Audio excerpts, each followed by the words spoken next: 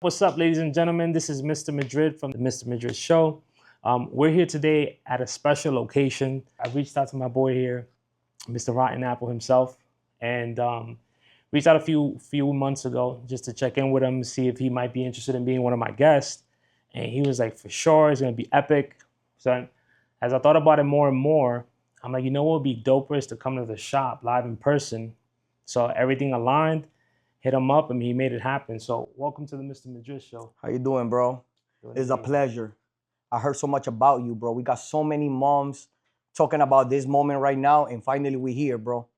But let me start by saying, it's a lot of people that know me out there. But for those that don't, let me introduce myself. I go by the name of Rotten Apple, and I'm one of the best tattoo artists in New York City and the United States of America and probably the world. And I'm not trying to be cocky. This is what I fucking do, and I love it. I love it. I love it. The vibe and the attitude is just right. So to get started with the podcast, there's something, and you kind of touched on it just now. But if we were to ask, who is Mr. Rotten Apple, and who is the actual person behind Mr. Rotten Apple? The same person. Same person, bro. As you could tell, like whatever you've seen on social media, Instagram is the same person that you're seeing right now. Like nothing really changes. I'm funny. I like helping people. I'm a comedian. I love tattooing. So it's like, and all those things, I put them together to become who I am right now. So it's like, the only thing that people sometimes may not see that much is my business side. I'm very, like, when it comes to business, I'm a whole different person because I try to handle things the right way. But when it comes to everything else, I'm just playful, jokeful. I love what I do. Coming into the art of being a tattoo artist, right? Can you talk about the initial steps of how you fell in love with just drawing, period? Because when you uncovered that you knew how to draw, and then what was your journey into that? This is a family thing. I cannot take, how can I say this? It's like my family is the first ones that started with the family. Like they're the ones that started the art. So all of them pretty much they know how to draw. They know how to do things just like this in canvases. So it's like somehow I ended up with a family gift. It's a blessing. So I knew how to draw since I was very, very little. And through high school, junior high school, I used to draw for people. I used to get paid for it. And little bit by little bit, once I became friends with a tattoo artist, that's when he saw that I had the gift, the talent to become a tattoo artist. So he showed me the way, and here I am after 15 years. That's amazing, bro. So I give it up to my family first. Okay. And what was that age you think that where you were like, oh shit, I know how to draw? It takes practice, but I'm guessing by the age of 8, 9, that's when I started doing things that I was looking at these images and I was like, wow, I did that. I love it. It's fire. You get me? And most people around me, they were saying the same thing pretty much. They were like, oh, I like that. I never knew you knew how to draw. And it gave me confidence, especially when you're around that age. Yeah, 100%. You've always been somebody that's high on confidence. That's one thing I could tell you guys. Like, this is no different from when I saw walking around in high school in the G-Dubs days. But what was that turning point for you where you were like, you know what? I could do this, right? You said you had someone, like, you became somebody's like apprentice or something. 100%. And then from there, what was that turning point for you where you were like, you know what? This is it. His name is H. Great artist. I love him as a friend, as a mentor, and as a brother. So he saw the potential in me. And once I became a tattoo artist, it's like the confidence has always been there. Like I said, it's like, but the tattoo, once I started tattooing and I started doing so much people that started trusting me with their skin, it helped a lot more to build more of my confidence. But it was always there. Yeah, no, 100%. Yeah. But so when I heard that you had something, you already had your store, and I remember you literally started at the bottom. 100%. And now you're here at the basement. So we started from the basement. When did that take place? Like, so you decided to start tattooing, right? You were like, all right, I got this. I'm gonna take on with it. Did you immediately get your spot, or did you start tattooing like locally somewhere first, and then? I started tattooing with H. It was his tattoo shop. For the first, I think I lasted almost a year tattooing with him. But after a while, I started having conversations with another friend of mine. His name is Kelvin. He has his own tattoo shop, Capital Piercings. So me and him came together, and that's how we decided to start our own little tattoo shop. Okay. And it started from that basement. So it's like I had almost like a year tattooing when I decided to have my own little business. Okay. And that's when it started. So I started when I was like 19. So by 20 years old, I had my own little business, and I was running it from the basement of a barbershop. And that's close by here, right? Yeah, it's actually like 2 stores away. I always thought it was here for some reason because it looks very It similar. looks very similar. Yeah, yeah. And then as far as like continuing from there, like something that I think you're fortunate to have uncovered early on is like your passion, like your reason for being who you are, right? And that takes a lot of people a lot of time to really uncover. It does, but like, I'm still trying to find it. Are you? That was my next question. Like, do you think this is your purpose? Yes and no. Okay. It is my purpose right now because I'm making a lot of people happy. People that feel incomplete and they want to complete themselves by getting this tattoo. And when I see them in the mirror and the smiles when they look at it. So it's like, I love what I do now. But at the end of the day, I feel like there's so much purpose in my life. There's so many things I need to do. I'm still trying to find out. I'm trying to get more into real estate, stocks, other things. I like politics. Yeah. So you never know. I'm trying to educate myself a little bit more in politics. But at the end of the day, it's like, I feel like I'm a tattoo artist right now and for a few more years. But beyond that, I'm trying to move on into the next purpose that God gave me. Did you have an exit strategy of eventually, like, you want to step away from it a little bit, or you want to continue this to your last breath? I'm working on it. Right now, I feel like I'll be saying this a lot. It's better to be a stupid person with a plan than a smart person with no plan. So I'm trying to always have a plan, an exit strategy, a way to get out of this and move on to the next thing. Because at the end of the day, there's a lot of money in the tattoo industry. Correct. So I love what I'm getting. I love what I'm doing. But the next thing that I gotta do in life, I gotta be able to continue providing for myself and my family, which is the most important thing. And you want to be in that chapter of your life, you want it to be more hands off than be hands on. 100%. I feel like the older we get, the more that we gotta learn how to do things with our minds and mouth, because those things don't ever get old. Correct. Our hands do. And then one thing too, like in watching you for so many years on Instagram, being the funny, charismatic person that you are, what inspires that? Because you're fucking hilarious, bro. Like, I show your videos to coworkers, to my wife, and I'm always like, look at the new thing that he did. That's who I am, bro. My brain is always working, bro. It's always constantly working. I'm trying to always be creative. And if it's not doing a tattoo, is coming out with a skit, coming out with a brand new idea. If it's not that, is when I'm chilling with my family and we constantly having conversations and we come out with jokes. Yeah. So my brother, he's very funny as well. So it's like we be sometimes in a friendly competition where we just make jokes and it's funny. So it's like, and some of his ideas sometimes are so funny that they end up even in sketches. So some of the videos that I do, the comedy videos, so sometimes like his ideas are so fire that I have to do it. So for the people that don't know, because like yourself, I'm not originally Dominican. I'm from Chile. Okay. But you know, Washington Heights, uno se acostumbra, and then the lingo is no longer, but when we speak to our parents, it's different. 100%. Where are you from originally? Oh, I'm Colombian. 100% Colombian. I was born and raised in Colombia, but I consider myself almost Dominican. I was raised in the Heights. I go to DR at least twice a year. Most of my friends and people that I know are Dominican. Yeah. And I don't know, for some reason, I love the Colombian culture. I love the lifestyle, but I think I came from Colombia a little bit too early. Like I was like 9, 10 years old. Yeah. So once I came to the Heights, it's like Dominican lingo, the way they live, their lifestyles, so happy, always dancing, always with the guira and all these things. So it's like, I loved it, and I just became part of that culture, and I love it. And what I love the most is that they accepted me.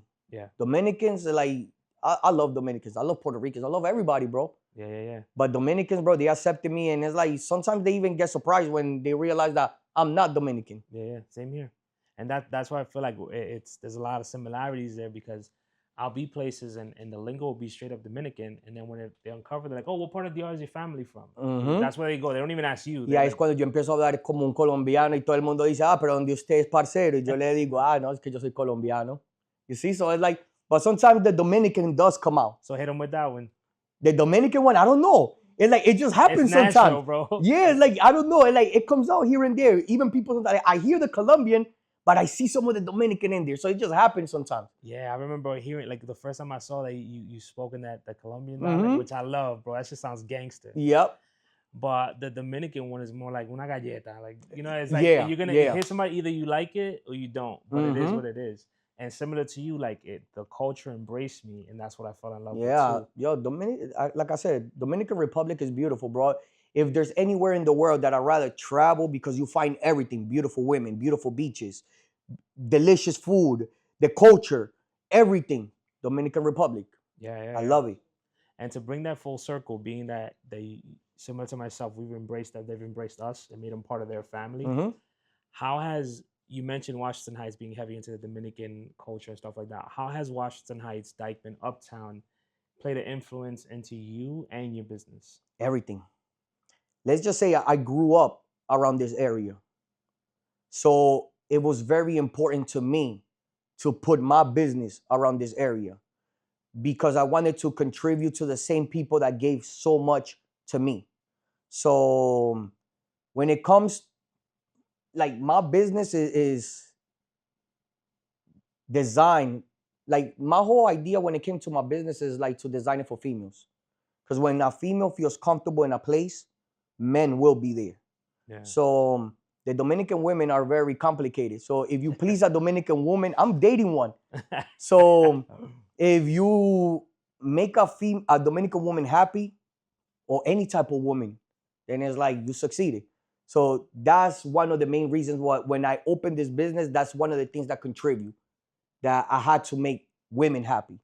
Okay. And that was one of the things, because a lot of the people that I know around this area, the people that became my friends, that they own businesses, they do the same thing. When they open a club, they make sure that they cater to women. Because when women feel comfortable, men feel comfortable.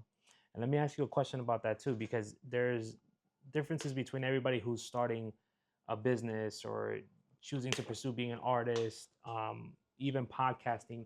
Do you feel like once you set up shop here in Washington Heights, the neighborhood embraced you, or was it like a challenge that you had to prove yourself now in another way? Nah, they embrace me. They love me. People out here love me, bro. And like I said, I grew up over here, so they knew that I was an artist. Since the minute that they saw me drawing in high school, junior high school, when I became a tattoo artist, it was a step that everybody was somehow kind of expecting. I don't know why, because I always wanted to become an architect. Did you? That's what you were. Yeah, that was my dream. But I guess tattoo artist was a little bit easier. Nah, it's real, and it's something I know that that's one of the things that you always thank your customers for, who become like your family, is for trusting you in their process. Like they're gonna have 100%. something that you become a part of something for the rest of their lives. 100%. Talk to us about that emotion for you and how real that is. I love what I do. Every single day when I wake up, I'm grateful, and I thank God for putting me on this path. Because at the end of the day, whatever I'm doing, bro, I'm not doing it for me. He put me on this path, so I'm going to do it. And I really, really love what I do with my clients. I don't even like saying clients. I call them friends, because in reality, we all become friends. And it's beautiful to me when I see somebody and I completely change, because their mother brought them to this earth a certain way. Yeah. But once I tattoo them, they feel more complete, more themselves, like the image that they always wanted to show to the world. I did that. And for the rest of their lives, they're always going to have that tattoo. And if I do a great job, until the day they die, they're going to have something that I did. So I somehow contribute to something in their lives for the better. Because if I did a great job, everybody's going to love it. Every time that they walk into a room, automatically they're going to become the center of attention, because I do the hottest fucking tattoos. That's a fact. I do the hottest tattoos. what is something in tattoo, like in the tattooing world, that you could see anywhere in the world, and you know you influenced that style? Like, is there a trademark that you feel like Rotten Apple did? I have influenced a lot of artists. They may not want to say it. They might want to. Some of them are real, but I have influenced a lot of the tattoo culture. There's a lot of styles that I have put into this area in Washington Heights that they were never here before. Like the empty spaces that sometimes I do where people that it look like a smoky look. Yeah. Like the roses that I do that are red, that you could see them from a mile away. And like people could look into the work that I do and they could automatically say, that was Rotten Apple. Yeah. I don't have to put my signature on it. I don't. But there's something in the style, the shading, the way that it was put together that somebody could automatically say, Rotten Apple did that. Yeah. I think there was a time too that I saw, like, you were the first person that I saw that the $100 bill, like, with the bandana, the Dominican bandana. The first Yeah. time I saw it was here. I could literally say that I was one of the first people that successfully did the Statue of Liberty with the Dominican bandana in the face. Beyond that, that's when people they try to copy that style, and some of them have succeeded in doing it, sometimes even better than mine. But guess what? I continue also doing it in different styles with different Statue of Liberties, and other people have asked the same type of style with a Puerto Rican flag. Yeah. So I feel like I'm one of the first ones that put it together, but nowadays it's out there. Like everybody's doing it. And that's part of tattooing. It's like once you create something so like it changes the whole game, other people are gonna repeat it. And it feels good. Yeah, that's dope, because you can see that people, whether they Yep. say it or not, there's Yep. admiration from a distance. Yep. It's like the word earlier when you said the word caballo. I would literally say that I was the first one out here saying, oh, mira ese caballo. Mira eso. I was hoping you said it, bro. You get what I'm saying? Oh my God, que maldito caballo. I was the one that put that out there. And then everybody started saying it, to the point that I even sometimes see it in other cultures where people be saying, oh, look at that stallion. Before that, I never heard nobody saying, look at that stallion, look at that girl. Like, they never compare a female body to a horse. Yeah. Never did until I said it. But I guess I was having a conversation about that. Trademark that shit. I have to. I was having a conversation with my girl a couple of days ago about that same thing. She laughed at me. She was laughing. She was dying. She was like, no, you didn't. You didn't create that. So hard to try to please a female with certain things, bro. Like, and I'm like, yo, where did you hear it before when I said it? Nowhere. But it can be. There's 7 billion people on Earth. Yo, that shit is funny. It's a lot. You should have merch and all that. Hell shit. yeah, I should put that together. I have this logo that I'm working on, and it's wording all around it. It's called like "fuck with yourself heavy." Fire. Right? So it's always being a champion for yourself, and you always pushing your cause forward. That's fire. Do you feel like that's something that resembles who you are? Like you 100%. believe in yourself and your confidence? 100%, bro. The first thing that you need to do is believe in yourself. And that sounds corny as fuck, because that's the first thing that everybody says. But if you believe, bro, there's been moments, bro, when I just believe things and they just happen that same day. There be moments when I'll be like, yo, I need a certain amount of money. And within that day, I get like 2-3 clients that I wasn't even expecting. And somehow, out of nowhere, the money just rains. So it's like sometimes you got to put your ideas out there to the universe. And if you're a good person and you do your part, the universe will answer. Yeah, it's the power of manifestation. Like you gotta, and speaking it into existence is very important. And I think that goes along too with like also speaking negatively about either yourself or the moves that you're making. I never do that. Like there's moments, because life is a bitch sometimes. So like nothing is perfect. So there's moments where life be throwing you curves that you might perceive as negative. But I've been educating myself nowadays to the point that everything is an opportunity. So it's like even when something is negative, if you see it logically for what it is, somehow you could turn that into a positive. I like that. I think it's true. Like if you're looking for something, you're gonna find it. You know, 100%. Like that saying when a girl's going through phone, not our phone, but I'm just saying when a girl's good, tú estás buscando algo, lo va a encontrar.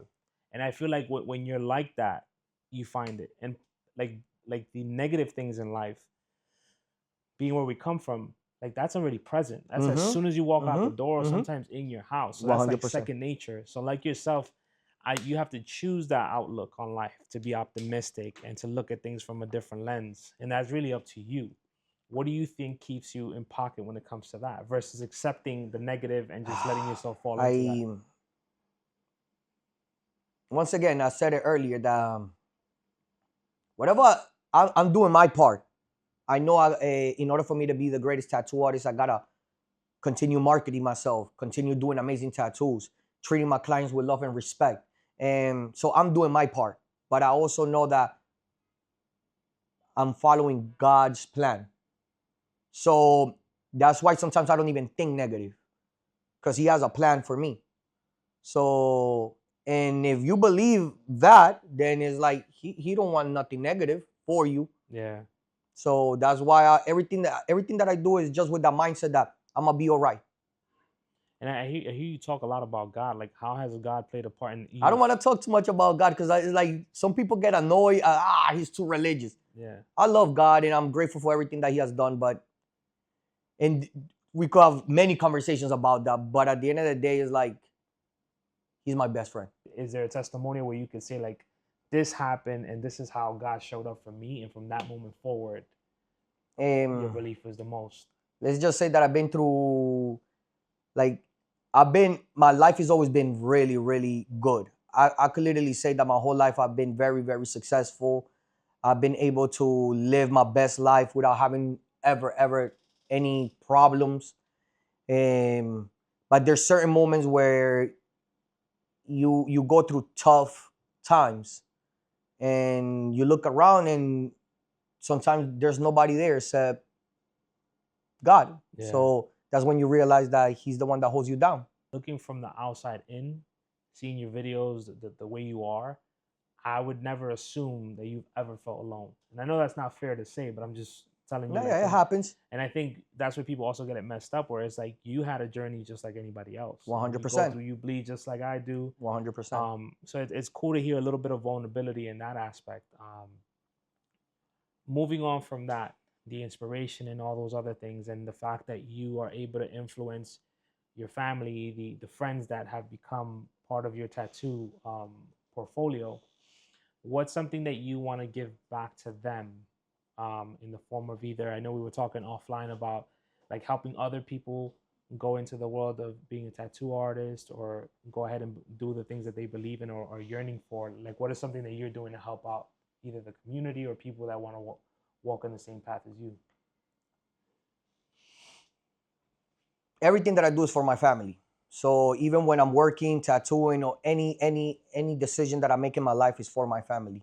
And the older I get, the more I realize that pretty much they are my purpose. Before I used to be lost thinking about material things. You used to see me in the Louis store spending money every day. You used to see me clubbing in different restaurants, eating tomahawk steaks that look like pink pussy. Uh, you get me? So, but the older you get, the more you start realizing, bro, that all those things is like they good to do them here and there. But at the end of the day, family is most important. And when they're comfortable, that's when you really feel your best. You get me? So my mission nowadays is like everything that I do is for them. And I'm trying to protect and provide, not only for myself, but for my wife, my family, my kids, everybody. And you said something like, because I remember seeing you a lot out and about. Do you feel like you've pulled away from that? Like, was there a realization point for you where you're like, you know what, let me chill out on this? And Yeah, we spend too much money, bro. There's a moment when you spend so much money that you realize it's like, yo, what the hell am I doing? yeah, You gotta stop, bro. There was a certain moment when I realized, like, yo, with all this money that I spent, I could have bought a restaurant, I could have bought a club, yet I'm spending it in these places. So there was a moment when I had to like sit down and start saving money and start prioritizing where I'm gonna put my things. Because like I said, we get older, and the older you get, the more that you gotta protect yourself, because you never know what might happen. so one story that I would ask you to tell us is, I know you're talking about dropping some serious money, and everybody out there, if you followed Mr. Rotten Apple, you'll know that he was a repeat guest at the Louis Vuitton. And I say guest because this man was walking around with champagne in his hand. 100%. It got to a certain point that they were, the minute I got there, they already got the champagne. I was going to a personal room in the 4th floor where they will have items that they were not even displayed to the public. And it feels good. They know what they're doing. They know when they do all these things, they know what they're doing. What would you say, right? Now, without getting too personal, what's the most amount of money that you spent in the Louis Vuitton store in one day? In one day, I remember there were about 15 sneakers that Virgil, the late Virgil, rest in peace, he designed, which they were made out of LED lights. So I think he only did 15 in the whole world. And for whatever reason, I wanted them. Like, I'm like, yo, I'm going to be one of 15 that is going to have those sneakers. And in the Louis Vuitton 5th Avenue store, they so happen to have only one. And it was me competing against a celebrity. It was a rapper. And he wasn't able to afford it. Oh, snap. But I did. He wasn't able to pay up for the sneakers, but I did. Let me not mention names. But at the end of the day... You got to tell me offline, bro. Yeah, I will definitely tell you who. But the sneakers came out to like almost $13,000. I regret it. They fired. I still have them, and but I'm like, yo, $13,000 for some sneakers. That's insane. That's insane. 13. And I know you said now, like, if you look at those 13, I think do you think you would still have gotten them? Mm-mm. You don't think so at this point? I'm glad when I got them, but there was when I was going through tough moments, those 13,000 didn't help me at all. I'd rather have those 13,000 in my pocket than have them in sneakers. So that's when I started realizing that it's better to have money than have material things, because money will save you. All these Louis, all these sneakers, all these drip, all these clothing, it is really not. Damn, $13,000. Yeah, and that's just one of the many stupid things that I done. One time I went to the Cartier store and bought a pinky ring for $23,000. Was that the one, the lion or something like that? Yeah, that's the Panther. That shit was wild. That shit was wild. I remember that. But once again, bad investment. Because Cartier, because you bought it from Cartier, it's $23,000. But if you try to sell it anywhere else, it don't really hold that value. Oh, that sucks. It's not like say for example, it's just what you really buying is the name. And that's when I started realizing that there's a lot of money being spent on just names. So then that's when I decided, like, I got to step back, prioritize the things that I'm doing, put my money in the right places. Hopefully, like I said, I'm trying to get more into real estate, stocks, crypto, other things. I'm constantly thinking about other ways to make money. How do you go about that? How do you go about, like, because it's as easy as taking whatever you make, that you have the extra that you have, and put it in different places. How do you decide where you want to invest your money? Like, do you have a team that does that for you? Yes, I got friends. I got friends that are educated in those things. That's the good thing about being a tattoo artist, that I was able to meet somebody like you, and I'm learning so much from this man right here. I really appreciate you, bro. So I met you, and I've been able to meet so much people, like controversial name, somebody I love, 6ix9ine. Yeah. I was able to meet him, great person. I was able to meet DJ Adoni, pound for pound boxer, Devin Haney, and many, many more. So Arcángel. Arcángel, I love Arcángel, bro. His aura, the minute he walks into a room, you feel it. So, and I like him too, in the fact that he was there I remember the clip in the basement. Like, when we started, he was. This is something that a lot of people might not know, but you see that tattoo that he got on his neck? Mm-hmm. I was the one that created that logo. When he started with the Arcángel logo and with the A and the wings, and he started putting it in all his albums, I was the creator of that logo. I was the one that put that on his neck. Like, I've done a couple of things on this earth. That's dope. Mm-hmm. So I created that logo. I created a few logos for some other artists, but that one right there, that was the one and once we created it, that's when I did it on his neck. That's sick. That's And it sick. came out fire. And until this day, his whole body's completely tatted up. And the one that he got right now, like that one on his neck, is the one that automatically stands out. Yeah, because regardless, if you're wearing a shirt, it comes out. Yeah, because That- even if he's looking professional, whatever, it's always there. That's dope, man. Mm-hmm. And as far as that too, like being that you did touch on, like you have had celebrities come through here. I was also able to tattoo his son. Yeah, I seen Yup, that too. yup. I seen that too. That's dope too, because now you have lineage of you got whole family coming here, like a second Austencito. generation. Yep. Great kid. What do you think influenced that in them? The fact that early on you had celebrities coming to see you. What do you think? My had- souls, who I am, bro. The people that I'm surrounded by, the way I market myself, the way I believe in myself, the people that I'm surrounded by, bro. It's like when you surround yourself by great people, you're gonna everything that you're gonna accomplish is great things. Yeah. It's impossible to mess up that recipe. When you surround yourself with people that are able to help you, you're able to do great things. Like, for example, how I was able to meet Arcángel and all these people is because I'm very cool with one of his cousins, Plo. Shout outs to him. Julito, their cousin, and they're also part of Arcángel's entourage. Yeah. The way that I was able to meet DJ Adoni is because I tattoo his manager. And that tattoo that he has, Quien está en la casa. I did that one, which he was impressed because everything that I did right there was pretty much freehanded. Oh shit.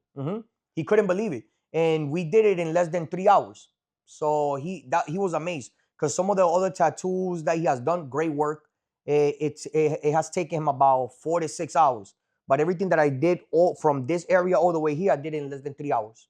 That's crazy. I'm a fast artist. I'm great at what I do, and I'm also fast. And I got the best prices. Real talk. Best prices. Best tattoos. Uptown. All over the world. All over the world. I got people flying from different places. I'm grateful. I wish I had their name right now. Thank you. Because y'all might see this. I have people flying from Romania to get tattoos by me. That's dope. The other side of the world, I got people flying from Germany. People ask me, why don't I go to conventions? Why don't I go to different places? Because people come to me. I'm grateful. I love you. I appreciate you.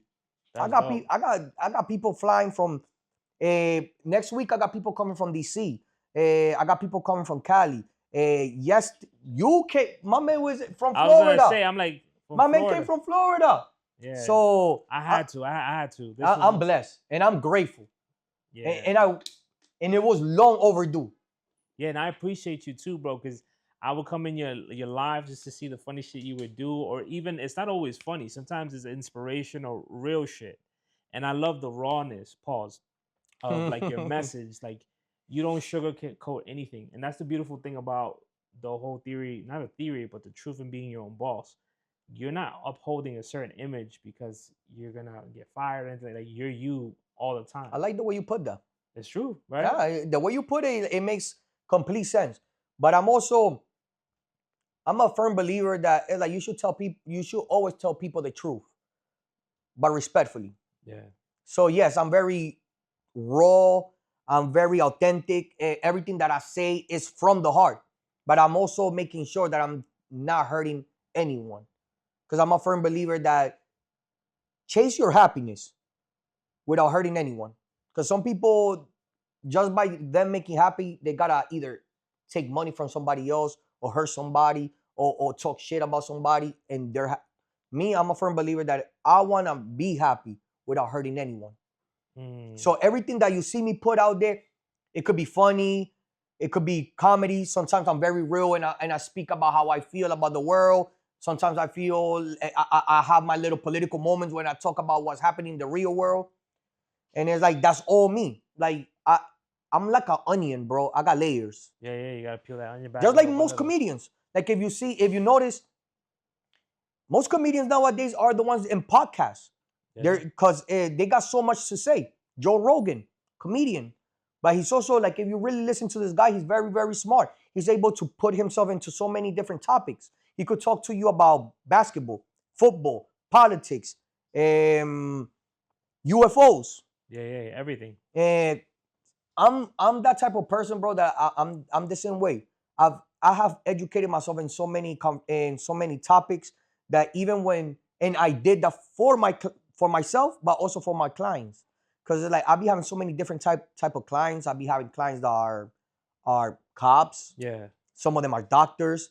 Recently, I had FBI agents. I have had club owners, restaurant owners, bottle waitresses, strippers, drug dealers. I'm able to have. I'm Any able. Yeah. conversation. So when I have all these people that have all these different topics, I'm able to have conversations with them. Yeah, that's dope. Some people want to talk about politics. I could talk about politics. Some people want to talk about music. I'm able to talk about music. So it's like I feel like a man gotta be educated in You gotta all be these versatile. things. You gotta be Yep. versatile. You gotta be able to sit in a room and Mhm. talk to anybody that's in there if you 100%. want to, right? If the 100%. temperature is right. 100%. I believe in that too. What do you think causes that within you to take interest into people besides them being just your customers? Is it just be able to hold that conversation? It's because I'm trying to be a better human being every day. My pursuit to being a better person every day is what makes me want to educate myself in all these things. Because as a man, as a human being, your purpose in life is to be better than who you were yesterday. So that's who I'm trying to be every single day. Pursuing, like I'm critiquing, very realistic, the things that I do wrong every day, and every single day I try to change them and become better. I got 10 years without drinking. I don't drink no liquor. All these that you see back here, that's all fake. I love my clients. They give it to me as gifts. But that's all. I don't drink. I don't drink liquor. You don't? I I- wouldn't have thought. Yeah, you see that? Yeah, There's so many things about people like, oh, Rotten Apple is Dominican. I'm Colombian. People, Rotten Apple be drinking. I don't drink liquor. Once I realized that I need to be the best tattoo artist, I realized that there's a lot of things that I need to sacrifice, and liquor was one of them. You think it was like something that was hindering your growth, or Not really, because I never was really a drinker, but I knew that every time that I drank, the next day I wasn't able to function. So when I'm not able to function, then that's when I'm like, I'm blessed to have clients that be booking me weeks, months in advance. So it will be selfish for me to drink one day and not be able to work the next day or give 100% of me. yeah, you'd be fucked up giving Especially tattoos. when that person booked me months in advance. So I respect the people that put money in my pocket. I love them, and the best thing that I could do to show them my gratitude is by giving them 150% of me every Like single that. time. That's admirable, bro. You said God has you on a mission and you sticking to it. Same thing for me. And I feel like if something's not adding to the mission It- or like directing me, sigue para allá, Yeah, we need to cut you it gotta off. cut it because it's like it's slowing you down. 100%, and It's that's slowing you down. exactly how I feel. It's like my family. I have a beautiful family, bro, and every single day I'm grateful that I still have everybody that has made an impact in my life alive. Mhm. So I'm grateful that everybody that I love is still here with me. But there's also a lot of members in my family that they drink a lot. People that I admire, and I have noticed they change because I used to admire them, and the more that they drink, the less of the admiration that I have. That's deep, man. That's deep. So- What is it that you think it did that? Like the change of attitude? People tend to change when they're drinking. So it's like I have family members that they're great people when they don't have nothing in their system, but once they do have it, they're not the same person. So I don't like that. There's a lot of people that I love in my family that have passed away because they used to drink a lot. So I decided that I don't want to continue that path. Like I don't I I don't want to be the one also that everybody that is also continuing the family legacy. Yeah, that's not the legacy that you're trying to contribute to. 100%. I like that. And like, do you feel like you are a pillar in your family for positivity and things of like Yes. the right way we should be doing things? Yes. And that motivates you to Yes. continue in the same path. Yes, that's the reason why I do the things I do, because at the end of the day, I'm not only a pillar for my family, but I'm a pillar for this community. A lot of people believe in me. A lot of people, they're living their dreams through me. That they're not able to do certain things in their lives, but because they love me so much and they see me doing those things, they also be, oh, I'm proud, I love you, I'm glad that you're able to do those things. So it's like a lot of people are living their dreams through me. So I gotta do better. I always gotta do better. I love that. I love. I've never looked like, I know that people say, like, you know, your parents or people that are really close to you want to see you do better, but to actually hear like that there's people out there that are not living their best life or anything near living their dream out, but they live through you, and that causes you more motivation to continue forward. That's deep, bro. No, 100%. You a deep dude, bro. I try, bro. At the end of the day, it's me. Yeah, no, it's this deep. Like, you fucking me up because I'm thinking about the whole shit that you said, and I'm like, yeah, that's fucking deep, bro. Yeah, like, bro, at the end of the day, it's like my mission is like to, even with the artists that work at this shop, bro, like I love them. And I wish everybody nothing but the best. And sometimes I tell people the truth, even though it might hurt me in the long run or in the future. Because at the end of the day, my mission is to make people happy and to empower people to be the best of themselves. So if sometimes I love somebody next to me, but if I feel like their greatness is somewhere else, not by my side, I will encourage them to do that, because my mission is to empower people. See, now you're talking about being a man. See, like, one thing is being a good person, a good artist, a good businessman, but you're saying, you're talking on a man level, where it's like there's certain things as an individual, as a man, that we have to protect our family, be providers, but also recognize when you can realign somebody's path and be influential. And similar to yourself, like, I'm not a person that will sugarcoat anything, even if it's at the cost of you being upset at me or me 100%. upset at you, like whatever it is. I feel like it's my duty to tell you the truth. And I if feel you the same feel way. something, it's given to you. Again, I'm not that I'm trying to get spiritual here, but it's given to you by God. Like, there was something in you that told you to do whatever it is that you did. 100%. So for me, it's like that's not my doing. Or even when I do something like good for somebody, right? There's been times, and now I'm getting a little deeper on this, but there's been times where, like, in life, like, money's been super tight. And it happens to all of us, right? All of us. Even the rich, even the wealthy. We got famous people going bankrupt and stuff like that. In regards to you being influential and you being a man, being a businessman, all the accolades that you have, and even some that we haven't spoken about. Offline, we were talking about you also teaching the next generation, or maybe even older generation, whatever it is, but the next generation of artists. Anybody interested. Right? Talk to us about that. Like, how did that come about first? It gets to a point when you realize as an artist that the mission in life is like when you are a man in a relationship, the mission is to pass on your knowledge to the next generation, which is your child. So you teach your child how to do better at life so he could be a better version of yourself. Yeah. It got into a point as a tattoo artist where I started realizing that, okay, I'm doing great work. I'm doing amazing tattoos on people that I admire. And I love what I do. But the mission is, if one day I was to pass away,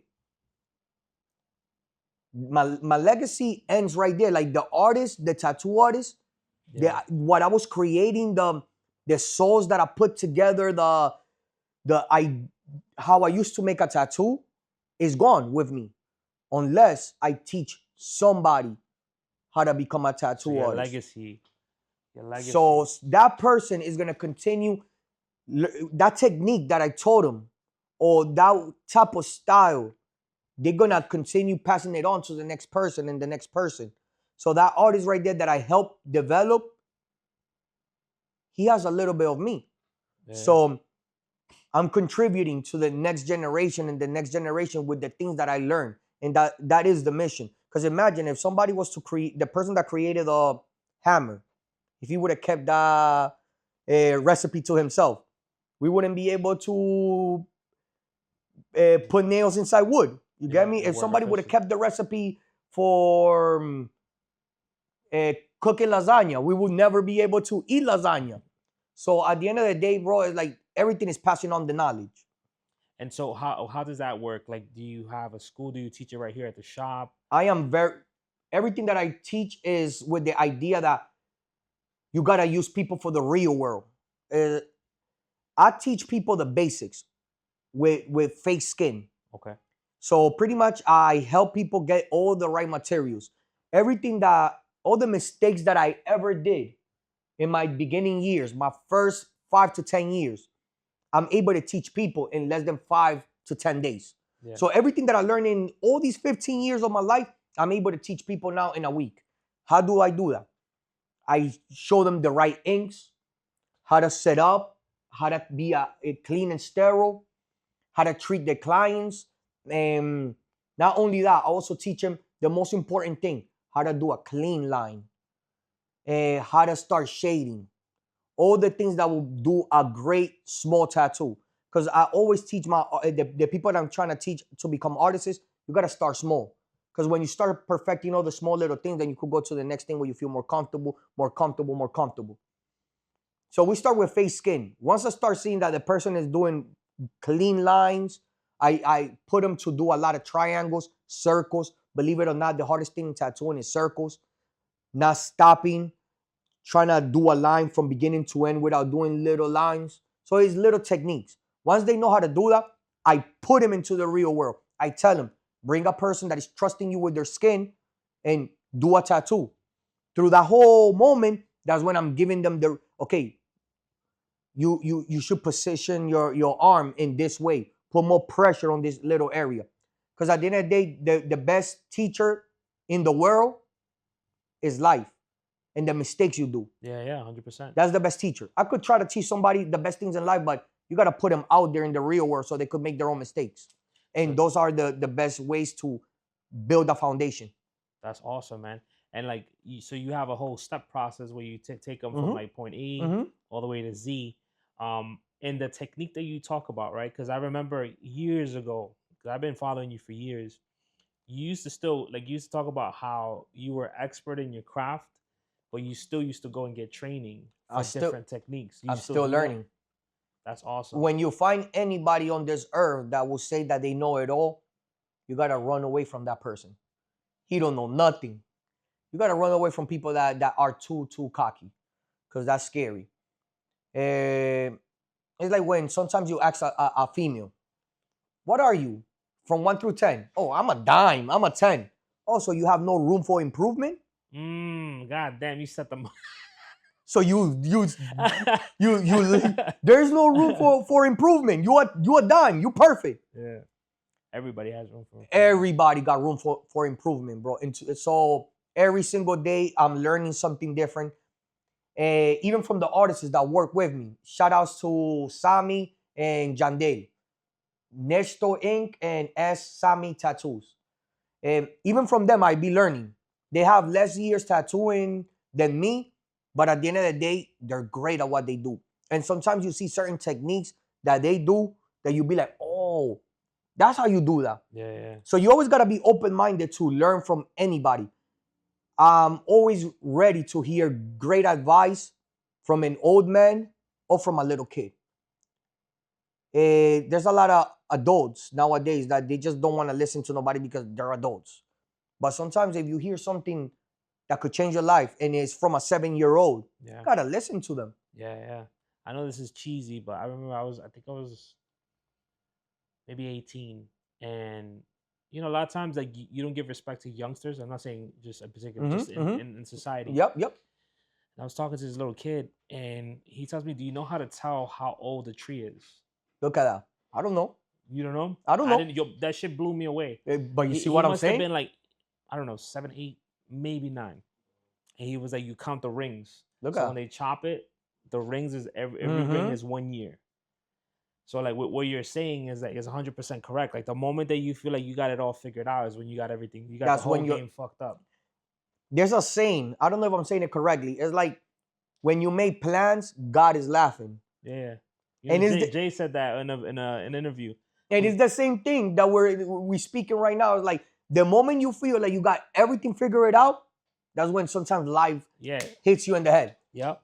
He said, I love Jay. I think me and you share Jay-Z? that. We love Jay-Z. Yeah. He said, you wanna make God laugh, tell him your plans. Mm-hmm. That's so cold, bro. But it's the truth, bro. And it's true, 100%. Because you could plan, and there's nothing wrong in planning your life out. Is when you could try, think it's gonna go your way, and sometimes it don't. And that's the best moments, bro. I most people run away from those moments. Yeah. And I learned so much out of those moments. It's like the moments that you go through pain, struggle, headaches, when you see who is there and who is not. Those are the best moments, bro, because those are the moments where you really have the power to look into yourself and realize, am I built for this? And if you are, how can you change this negative into a positive? Yeah. I think you know the whole theory when somebody says you ball up and you hide in a corner. I think the reason you go to that corner is because you're familiar with that corner. But if you embrace the unknown and you start going into unfamiliar territory, that's when you grow. That's when you see that the world is not flat. And that's when you become a savage. And that's when you become a savage, bro. And you have to embrace that shit. You have to, as a man. Yeah, as a man, 100%. Yeah, you have to. You have to get into uncomfortable situations. I don't respect that many men that don't have scars. And I'm not talking about physical scars. I'm talking about men that you have to go through pain and struggle in order to really understand what life is about.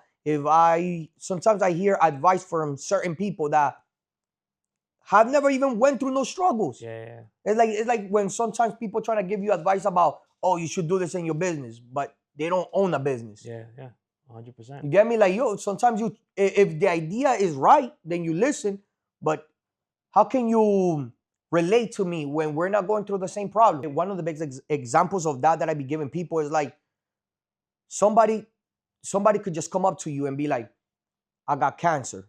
And you'll be like, oh, I'm so sorry. I hope you feel better. And you just move on. It's very different when a person with cancer tells another person that got cancer, another person that survived cancer. Yeah. Because now they hug each other. They cry together because they felt the same feeling. Now the other person is giving advice. You should be drinking green juices. You should be doing this. This is what helped me. This is what did. So it becomes a more real conversation because we're going through it. 100%. So that's exactly how I see it. I love that. I love that example. I'm stealing that, by the way. Trademark that. Yeah. I see. But one thing I will say, just like regarding the scars and like when life hits you hard, like Gary, I don't know if you listen to Gary Vee at all. 100%. I love Gary Vee. I love him one too. One thing that he always talks about is like, you can tell when life hasn't punched somebody in the mouth. Yeah, you could tell. Like right out the gate. And then you have people like that are actually giving you advice or saying, yo, you should do this. Like I could smell. And sometimes you do gotta listen. Because it's like good advice, bro. Like I said, sometimes good advice, you gotta take it. Yeah. But it's certain things that people sometimes be saying that you be like, how you know that when you never went through that? Exactly. You get what I'm saying? It's like some people like, oh, but you should be able to, if you do these things, you'll be able to pay your rent. And how you know that when you never own a business or you never pay rent out of business or deal with the taxes or this and this and that? Throughout the course of the years that you've been a tattoo artist, what would you say is some of the monumental moments in your life that has been a growing like portion of your story? I'm still growing. I'm still learning. You know what is one of my biggest mistakes, bro? Something that I gotta work on. I am an overachiever. Every time that I achieve something, I don't ever take the time to sit down and be grateful or thankful or be like, whoa, I did that. It's more like I achieve something and I'm like, okay, now I gotta do the next thing. Yeah. And the next thing. And the next thing. So it's like, I'm never satisfied. That's one of the things about me in life. Like I'm not really like I always want more. I always want more. And part of tattooing, bro, like I always want to do a better tattoo. I always want to treat people better. I always want to make sure that my business is doing better. Every single thing that I do is with those intentions. Yeah. Word. And what do you think it is?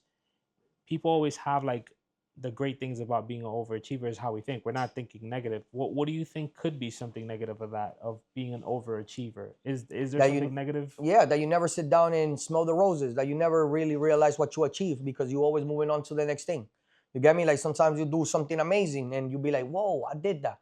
But you never really had that moment to actually think about it because now you're moving on to the next thing. And that's what that's what my life is about. I feel like there could have been so many moments where I achieved certain things that I could have just sit down and be like, wow, I did that. That was amazing. But I never gave that moment. I just kept going. Mm. What's one of those moments for you that you feel like if you could relive again, at least the moment where it already happened, that you could soak that in? What was a moment for you that you feel like stands out? I can't pinpoint a moment, bro. I really can't pinpoint a moment right now that because like I said, bro, that's my main problem. I always put a new thing to achieve, and once I get there, like I completely forget it, and I just move on to the next one and the next one. And sometimes I feel like maybe I have, like I know I accomplish a lot, but it's like sometimes I cannot pinpoint them because it's just I'm moving on to the next thing, and that's a problem that a lot of successful people do. And I think that's part of success sometimes. That is like you can't make a party for everything, for every great thing that you do. Yeah, yeah. At the end of the day, it's like when you out there in the world trying to change the world, you're gonna do a lot of firsts that nobody has ever done before because you're changing the world. So Like look at Charlie Kirk, he's trying to change the world, yeah, that's rough. and look what happened to him. What's so being that you can't pinpoint that one? What's one thing in your life that you're proud of? That's like your highest achievement. So nowadays, my biggest achievement is who I am right now and the way I treat people. Like I said, at the end of the day, is like I'm no longer looking at material things. I'm no longer looking at how I treat people, how I'm able to help them. So that's my biggest achievement nowadays. That I have more time to be able to sit down with somebody and be able to help them. It don't matter who it is. It really don't matter who it is. I'm trying to live the human experience. So it's like if I'm able to help a friend, a neighbor, or somebody that I don't even know out of the street, and if they come to me with kindness, I will receive them with kindness. And if they need my help, and if I can, I will be there. That's my mission nowadays. That's interesting, and it's what's dope too is that from what gathered, like there was nothing really that, because usually when people realize things like that, like valuing time with your family, it's when something bad happens. 100%. So you didn't have to get there. No, bad things happen to me, bro. And that's when I realized that at the end of the day, bro, like when you going up in life and you just keep achieving, keep getting more money, penthouses, apartments, vacations, PJs, sneakers that cost $13,000, and out of nowhere, there's a moment when you just fall. You question a lot of things, and when you're trying to build up again, you're trying to build up stronger, better, a better foundation. And then that's when you start to really criticize yourself and realize what you did wrong and how can you do better. What do you think caused that part where, if you did respectfully, just ask The fall down? Yeah. It's a lot of things, bro. And this is time out. This is not for anybody to enjoy. No. Like, because I feel like when people hear things like this, they enjoy. Like, your boys is still up. Like, don't get it fucked up. No, it's not about enjoyment. At the end of the day, bro, I believe that, once again, like I said, I don't respect no man that has never went through struggles or pains or that don't have no scars. So whoever is judging any person's downfall is a corny person. Because at the end of the day, everybody loves an underdog story. Yeah. Everybody wants somebody to lose it all and gain it again.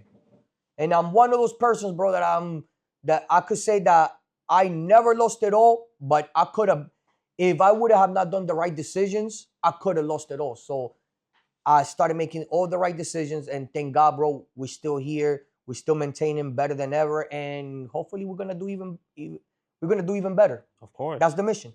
Yeah. So what's next for you as we start wrapping it up here? Like, What's what next? could we expect from Mr. Rotten Apple? What's next for me? Okay. I'm always been a comedian. I always done skits. I'm trying to get into the stand-up comedy. Okay. So hopefully by the end of this year, beginning of 2026, I'll be doing stand-up comedy. Everybody look into some of the skits that are gonna come out pretty soon. There's gonna be a few skits that are gonna be very, very funny, or hopefully I think they are, and most people will love them. So I'm trying to do more skits. I'm trying to be more influential when it comes to media. I'm trying to do stand-up. I'm trying to empower the tattoo shop that I'm in, the team that I'm with. I'm trying to, that's my mission. That we all able to make more than $2,000-$3,000 a week. That we all moving at the right direction. That we are all in our own right bosses. That we able to produce and provide for ourselves and our families, bro. Because at the end of the day, that's the most important thing. A man that doesn't provide for his loved ones and his family is not a man. I'm a firm believer in that. That's the Godfather. That when he Yep. said that in the Godfather, you spend time with your family. And that's another thing. I love my father. I love a lot of people that I have around me. But I also, as Latinos, we have been raised sometimes with certain family members that they just don't know how to communicate how they really feel. So a lot of the things that I learned through my life, it was through movies, documentaries. So all that thing that you saw is me watching The Godfather. I realized that a stand-up man protects his family. And I also learned a lot of things from Fresh Prince of Bel-Air, Uncle Phil. You get me? He was everybody's father, bro. Yeah. He was everybody's father. Yeah. He taught us all, bro. So at the end of the day, I got a lot of things from a lot of people that I admire and respect. So yeah, one thing I'll share with you too is like it's the same for me. Whereas like everybody's from like we're all from similar walks of life. For me, is like I saw a different way of life early on as a kid, and I very quickly knew what I wanted and what I didn't want. I hear you. Right. So for me, is like you have a successful business, you have a wonderful life and stuff like that. Do you think this is it for you in the regards to like you feel like not content, but like this is one of the points in your life where you feel like you made it? No, I'm happy. I'm happy. And once again, I feel like I made it, but it's not because of the success of my business and all those things. I feel like I made it because I'm a better person nowadays. I'm a better son to my mother. I'm a better brother to my brother. I'm a better husband to my wife. I'm a better leader to those around me. Yeah. So that is why I feel like I'm successful. Like even the money and all these things are there. Thank God. There's no worry about those things. Thank God. But I define my success nowadays on how I'm leading those that want to be led by me. That's because you can obligate people to follow you, but if you're doing the right steps, bro, then people they're gonna follow you. Because at the end of the day, if you see somebody doing great things, bro, then why not? That's why you need mentors in life. I suggest people should have more mentors, people that they look up to, people that they admire, so they could learn things from them. That's the only way to learn, bro. I agree, and that's one of the things I'm learning from you.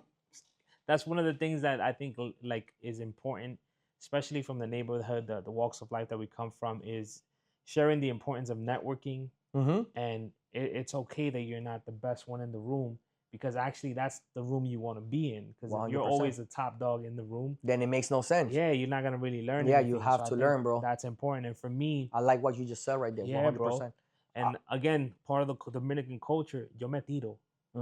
Like if there's something that I don't know and I want to learn, you have to do it right away. Like podcasting itself, like I didn't know much about it. And look at you right now.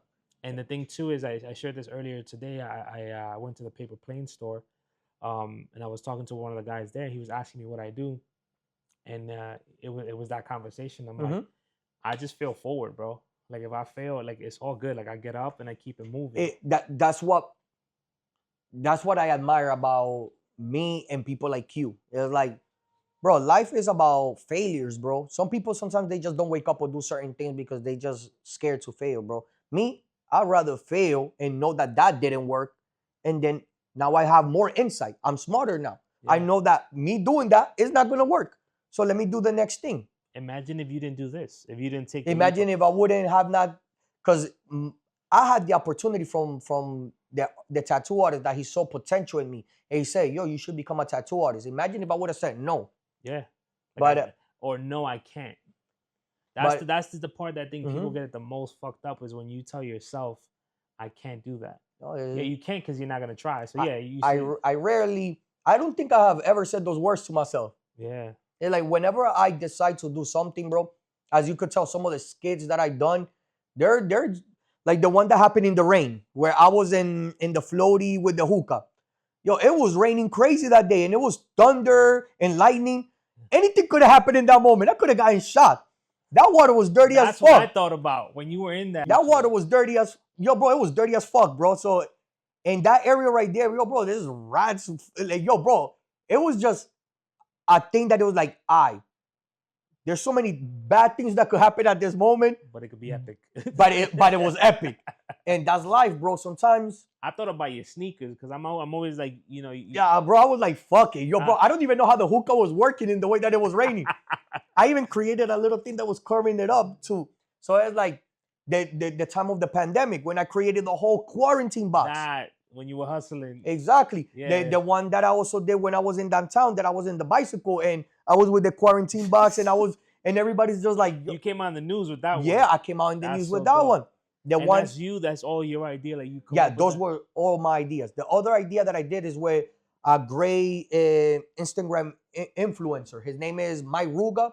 Chileno. Yep, he came out with a great idea. He came out with, I was one time tattooing him, and he got Ariana Grande as a tattoo, legendary tattoo. So we came out with a skit that day where it was the one that he was getting a tattoo and the girl was with her legs Legs up. open. That one ended up in ridiculousness. Yeah, I saw that. Mhm. That's dope, man. That's dope. So Yeah. I've been very blessed and grateful to be able to create certain things that have become part of our culture. Yeah, it's all Mhm. from being an inner artist and you like leaning into that and believing that you can do it. Yep. That's one thing I'll take from you, bro. Like, and in getting to know you more in this episode and the fact that people can see you more and more, I do see a very confident person that comes up on the videos. But aside from confidence, is the belief in yourself. 100%. That is super admirable, bro. And it goes along with my whole motto of fucking with yourself heavy. You have Like, to. you You have to. There's no other You way have to. around it. There's no only you have to believe in yourself first, bro. Like that's the mission in life. You gotta believe in yourself, educate yourself, bro. Because believing in yourself without having no knowledge, that's stupid. You get Yeah. me? Once you believe in yourself, now educate yourself in what you believe in. Like if you're gonna become the best rapper, then start educating yourself in lyricists, listen to music, get a dictionary, learn new words so you could be able to create metaphors. Yeah. If you're a tattoo artist, you gotta be able to come up with new techniques, new ideas that when people look at your tattoo, they'll automatically be able to recognize that artist did that. Yeah. Get me? Because it's the same as music. It's like you could hear when Drake is Drake and Jay-Z when it's Jay-Z. And it should be the same thing as a tattoo artist. Your art, without you putting a signature, people should be able to see it. 100%. You're saying everything in life. There's a señora that sells pastelitos in 181st. If anybody's from the Heights, there's a lady in 181st that sells pastelitos. And that lady is a millionaire by selling pastelitos. Is that the same lady that does habichuela con dulce? Yeah. $2 pastelitos and habichuela. Millionaire. So it's not, it's what you want to do and educate yourself in it. And if you do it, if you give 150%, you're going to get the rewards. You're going to I get like the that. money. Your overall thing is not just because of the money. Yes, You make 100%. good money and you like fly shit, but your messaging was Okay, I love money. Because at the end of the day, like you said, I need to survive. We need to pay rents. We need to help our families. But my idea is I'm not chasing the money. Correct. I'm chasing the happiness of the client. If the client is happy, he's gonna give you whatever the tattoo is worth. So as long as you're making that person happy, the money don't matter. It's like there's a saying in Louis Vuitton. The quality of Louis Vuitton is so good that when you buy a bag, that bag is going to last you 10, 20 years, that you forget that you paid $3,000, $4,000 for it. Because it makes up the value. Like if you 100%. So if you do an amazing tattoo, the client is not going to care how much he's paying. So that's what I aim for. I aim to make my clients happy. I love that. And in the process, I make the money. You get rewarded. Exactly. It's only right. If I'm doing it's like if I go fishing, what is my reward? Catching the fish. Correct. So if I do a great tattoo, fuck you, pay me. Give me my money. This is a business. I want my money. I want my money. So one of the last questions I do have for you, in the next 10 years from now, what do you want people to know Mr. Rotten Apple as 10 years from now when they look back at it? Hopefully within 10 years, I'm gonna be a comedian, bro. I wanna be a stand-up comedian. I wanna be in. And I apologize, bro. The comedian portion, right? Yeah. Go ahead. We passed over that. What's that about? Like, what is inspiring you now? I've always been funny as fuck, bro. You have, but like now and saying like, you know what? Cause once again, longevity. We get older, bro. And one thing I learned is that the older you get, the less you're able to do things with your body. So it's like a basketball player. Look at LeBron James. Get me? Even though he still could do more than what the young generations are doing. Yeah, he's still cooking. Yeah, bro, he's still playing like a master. But let's just say, boxers, that's a great example. After a certain age, boxers cannot compete no longer with certain other boxers because you're in your 40s. You're not as fast. You're not moving the same. Your reaction is not the same. So you're going to get hit quicker. These people are 20, 30 years old. Even though you might have more experience, you're not the same person. Why do you think Mayweather retired by the age of 40? Because he realized that after that, it no longer makes sense. Yeah. The same thing with a tattoo artist. When you're always working with your hands and you're always working with your eyes and your back. Because, like, let's say a client. You tattoo a client. The tattoo is hurting in that moment. But the minute they leave, the tattoo stops hurting. The artist stays with the back pain. We stay with the eyes hurting, blurry. You go home. You gotta get in a bañera, salt water to make yourself better. In order for you to last in this tattoo game, you gotta get a lot of back massages. You gotta go to the gym. You gotta take care of yourself because this game is not easy. They just think that you're sitting down and you're drawing.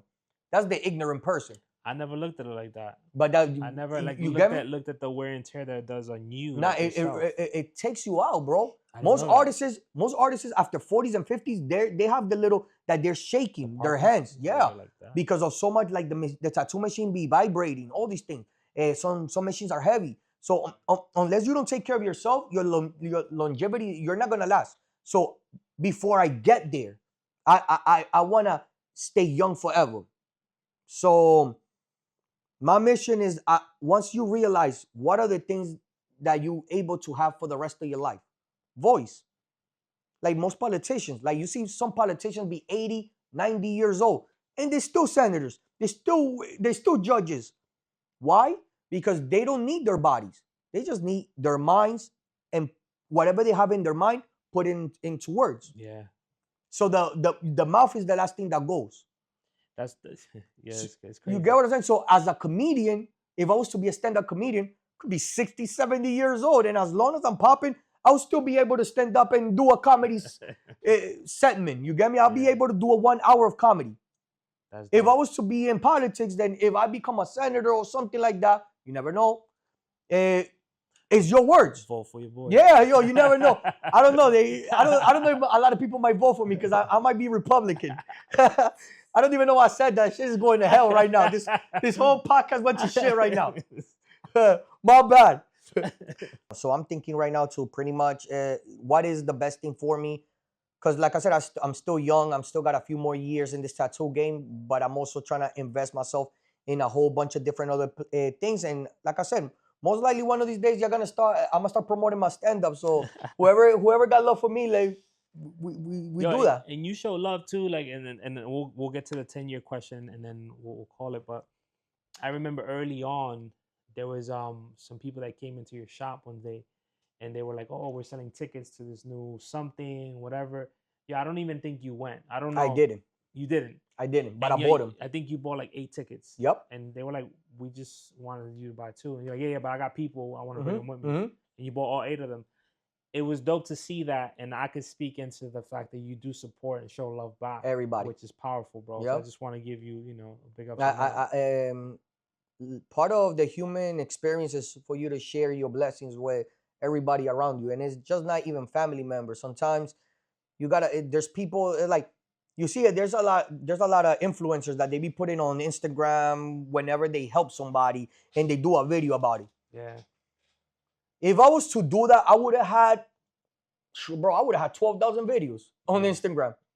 But I don't see the point in that, because at the end of the day, my grandma she was a beautiful woman. And one thing that she used to say a lot is, whatever you do with your right hand, your left hand shouldn't know. So it's like, if you're doing something good for some people, what's the whole point of you putting it on social media? And I understand why some people do it, in order to inspire other people to also do it. I get it. But there's something weird about it, that I feel like exposing somebody's downfall just for clicks. Yeah. 100%. So that's why, if I was to do that, I would have had 12,000 videos. But there's a lot of people that whenever I see them that they're not doing all right, and if I'm able to help them and God gave me the opportunity, I'll do it, bro. I'll do it. 100%. And I feel great about it. And honestly, bro, you have asked me about all the money that I have spent, and none of those things make me happy.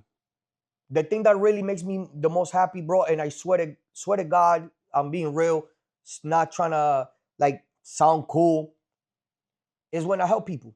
Every time that I'm able to help somebody, either financially or with advice or with a word or with something, and just the gratitude that I get back is the most fulfilling feeling ever. Like, I feel like I actually accomplished something that day. Yeah, that's dope. When I pay my bills. When I don't owe nobody nothing, that's the greatest feeling on earth. Yeah. Every month when I pay my business rent, the taxes, the cable, all these other things that you gotta deal with, and you look and you be like, everything's in zero, bro. That's the greatest accomplishment. To me, that's the best accomplishment. Helping people, and when I don't owe nobody nothing. Yeah, 100%. That's funny too, because like there's been times like I sit down with my wife, I do the finances, and it's like, it's a breather once you pay them, bro. I got paid today, and it's like we have a little something to ball out if we want to, and that's it. But the feeling of like I got my own house, I got my car, and that you was able to successfully pay everything, bro, and that you could just lay back and be like, "Oh, everything is at zero." Bro, that's what being a man is about, bro. Yeah, man. Some females will never understand it, bro. And that's the thing too, when people talk to me like what do you do outside of just the podcast? And I'm like, dog, if I'm not working, I'm with my family, and if I'm not with them, I'm working. So even this trip, believe it or not, it was difficult to even leave the fam back in Florida and come here. But it had to be done, bro, because you chasing greatness. Yeah, and it's the same thing you said. Like, it was being given to me by God. Like, God kept like putting it in my path. Like, yo, you got to go to New York. And look, you came into a good event where you learned, you got knowledge, you made great friends that day. People that somehow either are gonna inspire you or help you go further. Yeah, podcasting, media, you learning marketing and all these things on how to sell yourself even better. So at the end of the day, that's what life is about, self-improvement. Yeah. So I had to, and having this conversation with you too, like me and you haven't spoken. I think you were probably in the basement the last time that me and you spoke. In real face to face, but we be talking through. Yeah, I always be messaging through the phone, laughing and all that stuff. But I appreciate you, bro. And the last thing I was gonna say, like, I know I kind of cut you off because I wanted to know about the comedian part. 10 years from now, what do you want to be remembered as? What do I want to be remembered? it's crazy. I appreciate the question. Because if you would have asked me this question 4 years ago, it would have been a whole different question. It would have been a whole different answer. I would have been cocky as fuck, bro. Your life changed me so much. I would have been like, oh my man. But if 10 years from now, I still, I'm gonna still be young. So my legacy, like, what do I want to be remembered as a person that helped people? Mm. That, honestly, And what does that look like for you? anything, bro. Like that's my purpose. Once again, like I feel like the more you do good to people, the more you receive back. You get me? Yeah. And I'm not doing it for receiving. I just genuinely, like I feel like, bro, my mom is too good for this world, bro. She's too good for this world. Like she came to this world, bro, and it's like she's a saint, bro. Even people that I don't know how they dislike her, she still got love for them, helps them. You got to be a strong individual for that, bro. Nah, bro, like mom. So I feel like I got a lot of those characteristics from my mom, like, and I'm grateful for that. That's amazing. And that's something that I want to pass on to my kids. Like, I'm grateful for that. That you're strong enough to, like, yeah, that you could persevere. nah, that you could say no. That you could be strong enough. Like, you could deny a person that you like everything, but that you have such a strong personality that you decide that that's the wrong thing. Morals is the. I think that's what I want to be known as. A person that no matter what, I was I hold on to all my morals, like my integrity. You get what I'm saying? Yeah, That I think that's what I want to be known as. That it don't matter, because bro, as a human being, you're gonna have moments where you're gonna lose character. You're gonna strain. You're gonna be mad. But are you doing those things in pursuit of chasing, of maintaining morals? yeah. Because nowadays we living in a world where people don't have no morals. People do whatever the fuck they want. They steal, they cheat, they lie. Like you said earlier, you're one of those people that you're very straightforward. I'm very straightforward too. Like if somebody's lying, I'm gonna tell you're a liar, because I'm here for morals. Yeah, 100%. And if somebody's not doing it, it will be me. If somebody's fat as fuck, I'm gonna tell them they're fat. I'm sorry. I'm sorry. I'm like, yo, bro, you should go to the gym. Or if it's a female, sweetie, you should go to the gym. You will look better. Because at the end of the day, bro, that's you. If you have heard me, I believe God first, because He gave you the glory to wake up. Because if it wasn't for Him, we wouldn't be able to do anything. 100%. Second thing is go get money. Because a man that don't protect and provide for his family is not a man. The third thing you need to do is take care of yourself, bro. Because a person that goes to the gym, a person that eats healthy, a person that takes care of himself is a person that loves himself. You cannot love the world without loving yourself. If you love yourself, you can love the world. And the fourth thing is have fun, bro. Have sex. Enjoy life, bro. Life is beautiful, bro. Go get yourself a caballo. A caballo. Go get yourself a caballo and fuck the shit out of her, bro. Have fun. Like, it's only one life to live, bro. We live exotic. Yeah, only one life to live, and we gotta live it to the fullest, bro. Cause this shit goes like this. You think life goes fast? It's moving faster than ever. Yeah, it just seems that way too. It is. It's moving too fast. See how like just everybody getting old. That's the scariest part of everything. Yeah. And not taking anything for granted or anyone. You can, yeah. At the end of the day, bro, like, remember when I said earlier, I'm just grateful, bro, that I got everybody that I care about alive, bro. Because at the end of the day, losing somebody that you love nowadays, bro, that's painful, bro. Yeah. So it's like, that's my blessings, bro. Like, some people might say my house is a blessing, my car is a blessing, the amount of money. No, bro, my blessings is that I still have those that I care about alive here with me, bro. And my mission is to continue showing them how much I care every single day until the day that they no longer with me or I'm no longer with them. I love that, man. And we'll end right there, bro. I appreciate you allowing me to come to your spot, I love you, bro. I interview appreciate you. and you're an amazing person, and like just getting to know you even more than I did before. And I hope that the audience and people listening, viewing this, they see that side of you too, because there's a lot of things that I feel like we discuss here. I don't think people knew you as deep as they're gonna know you now. No, I appreciate that, bro, and I'm grateful that you took this that you gave me this opportunity to have this conversation with you, so people could see that it's just not about the jokes. Because a lot of people be like, "Oh, he's too cocky. He's this, he's that." Sometimes in order to catch people's attention in social media, sometimes you gotta do the most. Yeah. So if I do those things sometimes that I might sound too cocky, is because I am. I don't know these things. Why the fuck not? I'm really good at what I fucking do, right? I ain't gonna apologize to nobody. I ain't gonna, cause yo, I'm good at what I do, bro. So when you're good at what you do, it comes with confidence. And some people might see it as cockiness, but it's not. It's confidence. Yeah. I know what I do, bro. And learn that. Learn Yeah, to it's be confidence. confident. I'd rather be on the side where I may be seen a little cocky than be on the side where I'm doubting myself and people like he's just a shitty person. It's always, yo, bro, people are always gonna talk shit. Regardless of what side of the spectrum it don't matter where you are, bro. Somebody's always gonna talk shit. So the only thing that you gotta do, bro, is just be you and keep like killing these doubters with success. And we're gonna keep doing that. Yeah. My brother. Bro. Appreciate you. I love you. I appreciate you. Thank you for being here. You already know, for the hottest tattoos in New York City, right in Apple our alley. We located between 186, 187 St. Nicholas Avenue. And you already know, we the best at what we do. I'm surrounded by the best team, the best people. We don't fucking stop. We the best at what we do. I'm telling you, if you're not here, then what the fuck are you waiting for to come into the shop? Get them.